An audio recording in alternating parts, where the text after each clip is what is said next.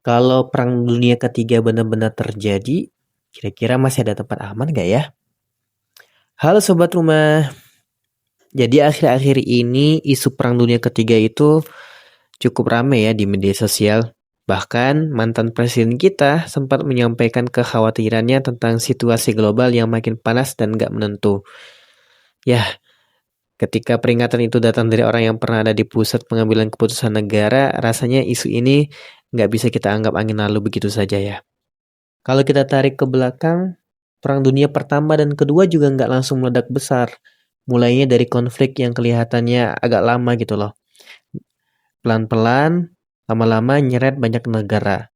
Dan pada akhirnya meletuslah perang yang besar yang kita sebut dengan Perang Dunia dengan korban jutaan jiwa. Terus aku coba naik GPT tentang 10 negara teraman apabila Perang Dunia Ketiga terjadi. Dan jawabannya ternyata gak ada Indonesia guys di 10 besar. Ya, ya, ya, tapi emang sih kalau pakai Global Peace Index, Indonesia tuh memang nggak masuk 10 besar negara paling damai di dunia. Ya, indeks ini adalah indeks yang mengukur stabilitas keamanan, konflik internal dan eksternal, militerisasi, dan ternyata di situ Indonesia masih di level menengah.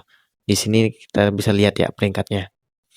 Tapi ada juga sih alasan kenapa Indonesia sering dianggap secara relatifnya aman gitu ya. Karena pertama kita jauh dari pusat konflik global, kemudian bukan target strategis kekuatan yang besar, dan secara politik luar negeri kita sebenarnya cenderung non-blok, netral gitu.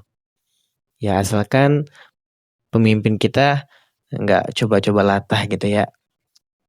Ya artinya gini Sobat Rumah, keamanan sebuah negara itu bukan soal peringkat, tapi soal sikap dan keputusan.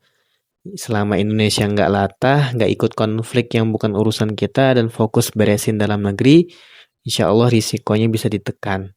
Tapi kalau dunia makin nggak baik-baik aja kayak gini, mungkin pertanyaan selanjutnya bukan cuma negara mana sih yang aman, tapi kita sebagai individu apakah sudah siap atau belum? Mungkin di video selanjutnya nanti akan kita bahas apa yang harus kita siapkan kalau memang Perang Dunia Ketiga benar-benar terjadi. Ya, mudah-mudahan enggak sih.